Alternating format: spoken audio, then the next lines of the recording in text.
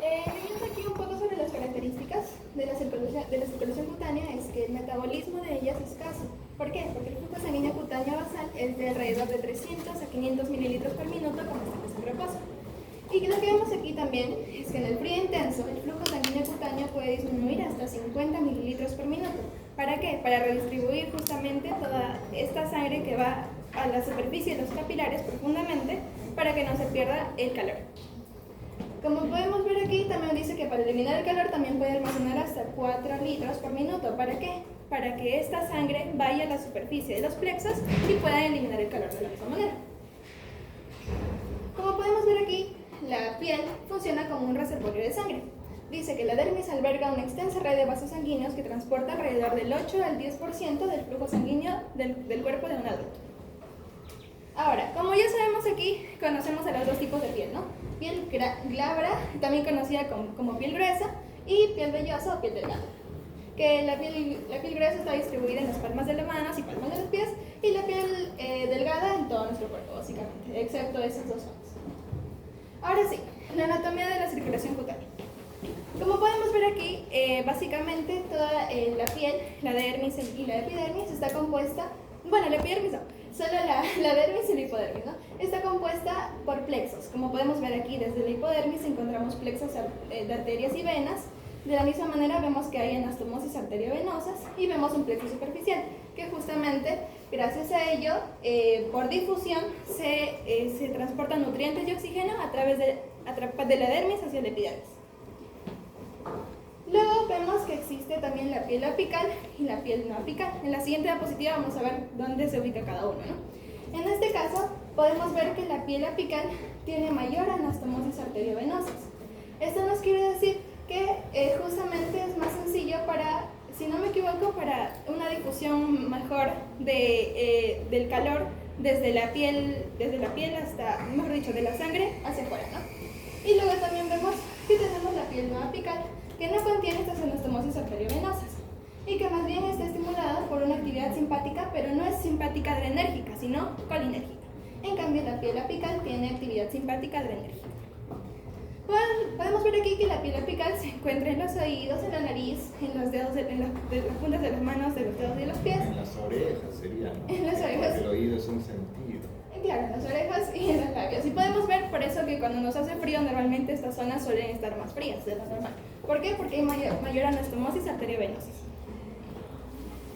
Luego, siguiendo con la piel apical, nos dice que estas anastomosis arteriovenosas, justamente lo que repetía, no está bajo control metabólico, sino bajo control del sistema nervioso simpático que actúa sobre los receptores alfa de noradrenalina para generar una vasoconstricción. Ahora veamos que una de las funciones más importantes de la piel, la termorregulación. Como decía, cuando nosotros tenemos frío, estamos en un ambiente frío, lo que sucede es que aquí en los plexos existen los esfínteres precapilares y estos cuando hace frío justamente se contraen. ¿Para qué?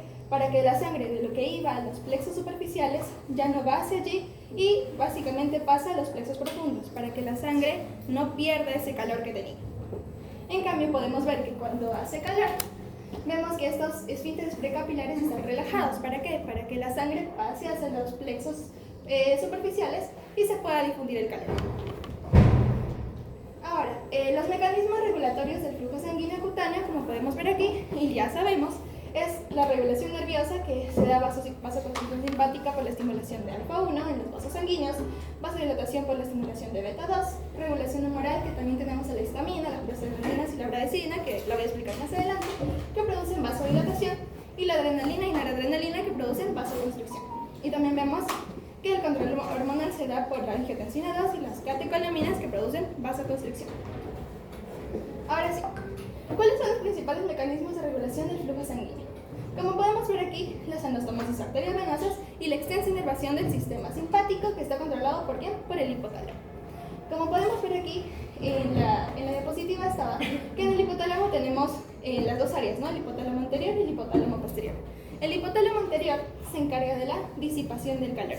¿Qué significa? Que activa las respuestas vasodilatadoras beta-2, lo que activa la sudoración para reducir la temperatura. Y aquí justamente quiero hablar de la bradicidina. Vemos que cuando hace calor y se inervan, justamente se aumenta la inervación hacia las glándulas sudoríparas ecrinas, lo que hace es que bota sudor. Y este sudor estimula a que se libere la bradicina. ¿Para qué? Para que gracias a un mecanismo se produzca vasodilatación. Y esta sangre vaya a los plexos superficiales y se difunda mejor el calor. En cambio vemos aquí que en el núcleo hipotalámico posterior más bien se da especialmente la conservación del calor. Entonces vemos aquí que se activan mecanismos vasoconstrictores y el escalofrío también, y que justamente el escalofrío era el movimiento del músculo para producir calor y no perder este calor gracias a la vasoconstricción. Ahora tenemos básicamente más de lo mismo, regulación del flujo cutáneo. El control nervioso, como decíamos, mecanismos nerviosos encargados de la termorregulación. Decíamos que el simpático, mejor dicho, claro, la inervación simpática aumentaba la reserva de calor, y la parasimpática se dice que en la piel casi no existe. También tenemos las arteriolas cutáneas con los receptores alfa y beta para la vasoconstricción y vasodilatación, las anastomosis arteriovenosas para mayor pérdida de calor. La disminución de la temperatura vemos que estimula el tono simpático para que se produzca una vasoconstricción y disminuye el flujo sanguíneo cutáneo. Ahora, esto es importante. ¿Qué significa? Por ejemplo, ahí dice que ¿cuál es la importancia entonces de las anastomosis arteriovenosas? O sea, ¿por qué es importante? ¿Qué es lo que sucede?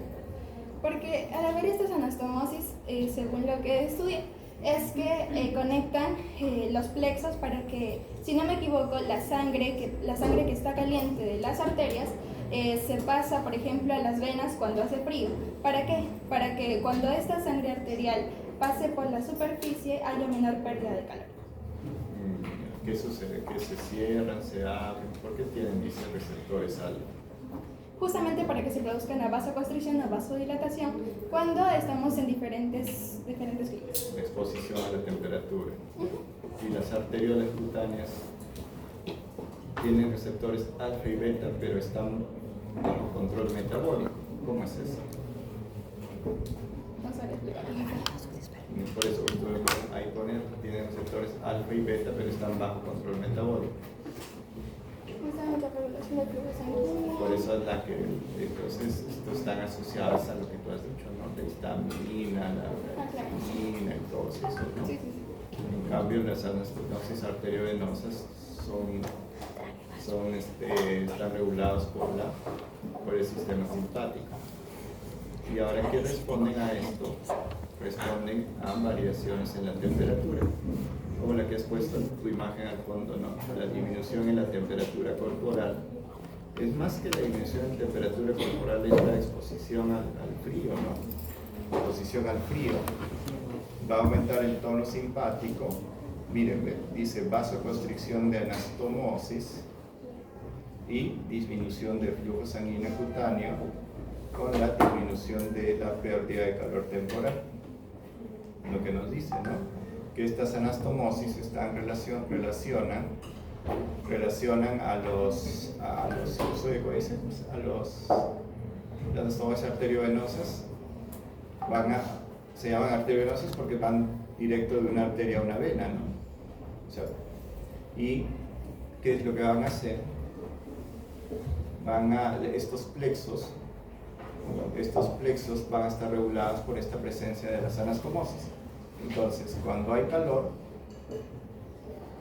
estos plexos se van a vasodilatar para perder calor, ¿no?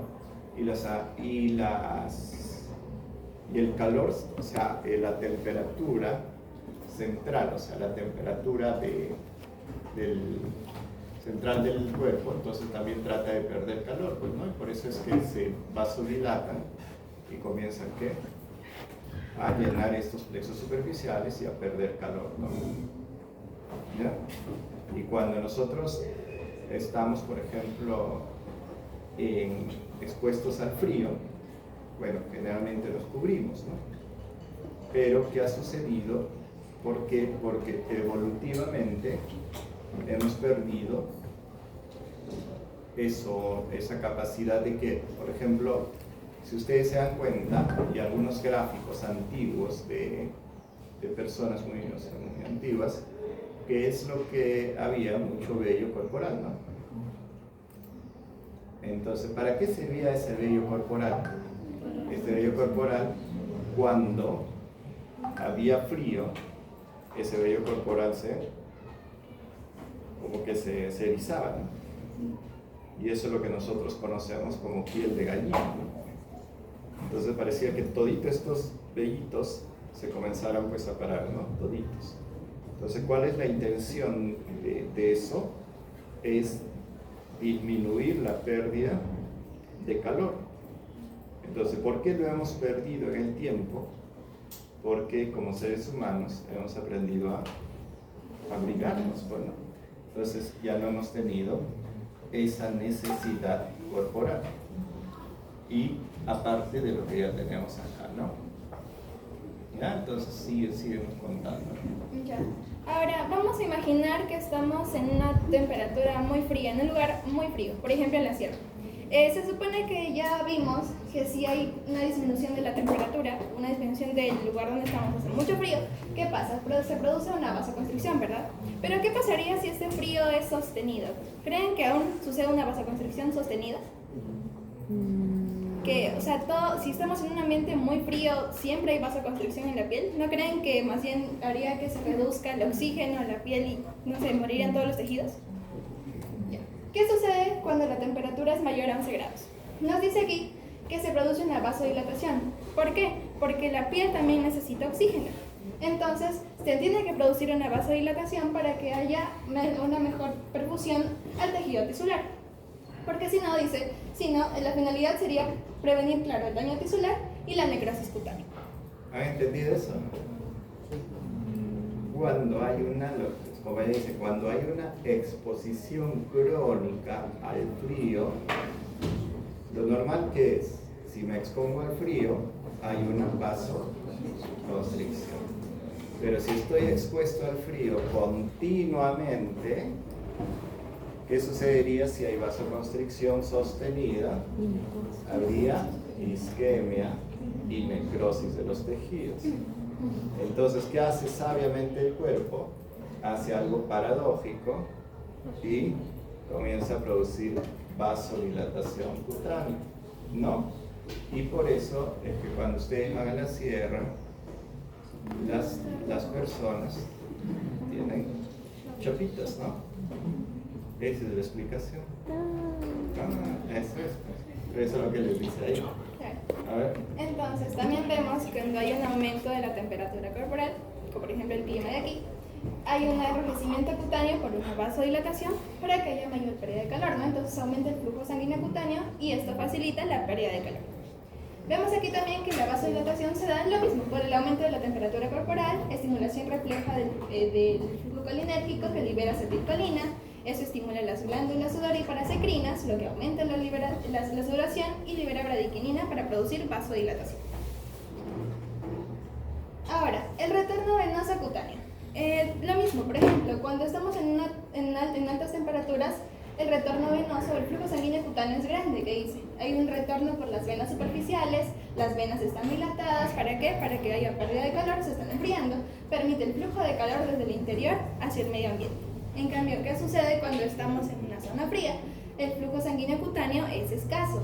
Hay un retorno por las venas profundas, como les comenté en las imágenes anteriores, y el enfriamiento es un proceso de intercambio interno con mínima pérdida de calor hacia el exterior, para mantener una homeostasis, ¿no? Ahora vamos con lo último, y esto es como un dato que les quise agregar, las alteraciones clínicas. Tenemos primero la enfermedad de Raynaud. Con lo que pude investigar, esta enfermedad, si no me equivoco, se da por un vasoespasmo. ¿Qué sucede? Que de la nada se cierran, si no me equivoco, profesor, se cierran las anastomosis. Mejor dicho, claro, habría una... Sí, pues hay una disminución del flujo. Claro, disminuye el flujo sanguíneo, lo que principalmente al inicio se ve como que los dedos se ponen blancos. ¿Por qué? Porque hubo este vasoespasmo que disminuyó abruptamente la perfusión de oxígeno, de sangre. Pero entonces, luego, ¿por qué se ponen morados? Porque la poca sangre que se quedó en estos tejidos, lo que hace es que normalmente la hemoglobina cuando tiene oxígeno es rojo, pero la hemoglobina cuando va perdiendo oxígeno se va tornando de un color azul. Y esto es lo que ocasiona que los monos se conviertan en este color. Pero luego pasa abruptamente a rojo. ¿Por qué? Por esto, por la hiperemia reactiva.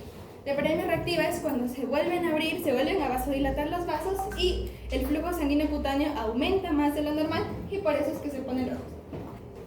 este fenómeno que está hablando su compañera es propio de algunas enfermedades autoinmunes, ¿no? Por ejemplo, la esclerodermia. La esclerodermia, cuando se pone rígidos toda la piel, todo, y dentro de esto la respuesta, el vaso también es una vasoconstricción intensa que puede producir eso, ¿no?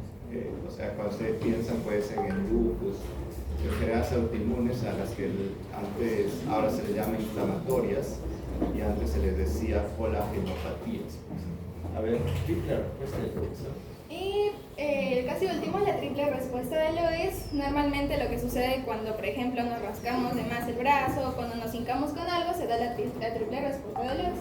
Que la primera etapa es que se forma la línea roja, que en la zona donde te causaste la herida, se da una línea roja. ¿Por qué? Porque en la zona hay una vasodilatación, porque hay como que hay un leve, si no me equivoco, hay una leve lesión en el flujo sanguíneo, ¿no? Entonces, vemos que después esta enfermedad, bueno, no enfermedad, mejor dicho, esta respuesta va avanzando, como podemos ver en la número 2, donde se va expandiendo, hay una vasodilatación por todo el área. Y esto finalmente produce un edema, un pequeño edema. Entonces, normalmente vemos, y yo lo intenté cuando estaba investigando esto, pero que, y de verdad se producía un pequeño edema. Y es una respuesta normal de nuestro cuerpo. Y por último tenemos el dermografismo, que es una respuesta exagerada de esta triple respuesta de Lewis. No sé si conocen a personas que si hacen un leve rascado ya se está hinchando toda esa parte. Pues es esto, el dermografismo positivo. Y eso sería todo. Muchas gracias.